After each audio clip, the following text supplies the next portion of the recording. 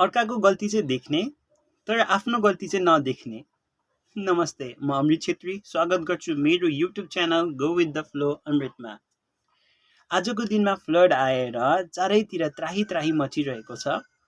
जुन सिक्किममा दुःखदको घटना घटिरहेको छ त्यसको जिम्मेवारी को? आज मानिसहरूले सरकारलाई दोस्याइरहेका छन्, साथसाथै नेताहरूलाई दोस्याइरहेका छन्। तर जब ड्याम बन्यो त्यति बेला को बोल्यो? जुन ड्यामले आज त्राही त्राही मचायो त्यसको जिम्मेवार को? कसले कसलाई दोस्याउने? आज हाम्रो बीचमा यही कुराहरू मात्र चलिरहन्छ। तर आपतमा परेका ती व्यक्तिहरूलाई कसले सघाउने त? हेर्नुहोस्, परिवर्तन भन्ने कुरा आफूबाट आउँछ। जबसम्म तपाईको हृदयमा कसैको निम्ति के गर्छु भन्ने सोच आउँदैन तबसम्म कुनै पनि कुरा परिवर्तन हुँदैन।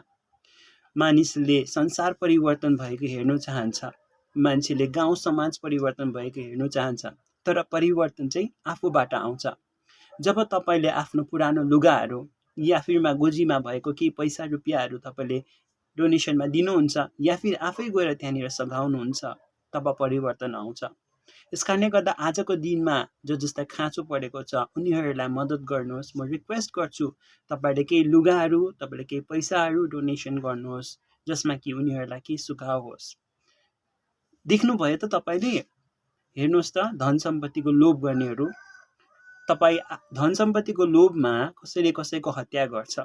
आज दाजुभाइ बोल्दैन, दिदी बहिनी बोल्दैन। आज पैसाको कारणले गर्दा, जग्गा जमिनको कारणले गर्दाखेरि दाजुभाइ दिदी बहिनी परिवारमा मेलमिलाप छैन। खै त, सबै कुरा बगाएर लग्यो त। कसले के नै राख्नु पायो त? जब प्राकृतिक प्रकोप आयो कसले के गर्न सक्यो? सकेन नि। यस्तै प्रकारले नै म तपाईहरुलाई यही कुरा भन्न चाहन्छु, लोभमा नपर्नुहोस्। संसारमा हामी 2 दिनको निम्ति मात्र छौं। अब कलियुग लागिसकेको छ। यसकारणले गर्दाखेरि लोभपट्टि लाग्नु होइन तर मेलमिलापट्टि लाग्नुहोस्।